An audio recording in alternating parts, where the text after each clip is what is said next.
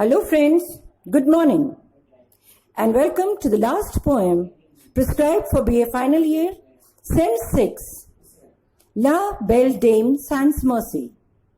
La Belle Dame sans Merci is a beautiful poem written by John Keats, one of the main figures of the second generation of romantic poets. Typically romantic, he aimed to accurate extreme emotion through the emphasis of natural imagery. He is referred to as the greatest word painter of English literature. In the poem La Belle Dame sans Merci, John Keats has revived the medieval themes and the atmosphere. The poem, with its interest in knight-errantry and enchantment, are typical of it.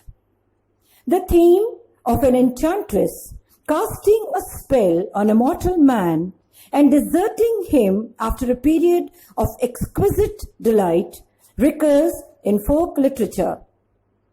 He has used quaint and archaic words and spellings to capture the medieval atmosphere of romance and chivalry. It is a stirring narrative tale of adventure in the form of a question and an answer which makes it highly dramatic. The poem was written on 21st of April in 1819. It is connected with Keats' feelings about Fanny Brown. This TB patient, Keats, is the pale knight and Fanny Brown, the fairy enchantress. It is one of the best poems in English literature. The title La Belle Dame sans Merci means the beautiful lady without pity. The theme of the poem is unrequited love. There is something autobiographical about this poem because Keats' own love for Fanny Brown remained unrequited. The poem tells the story of a knight who comes under the spell of a fairy enchantress. She met him in the course of his wanderings. In the Middle Ages, the knights in armor used to go out in search of adventure and to rescue damsels in distress. The fairy made a great show of love for the knight and then deserted him. He was wandering restlessly on the cold hill's side.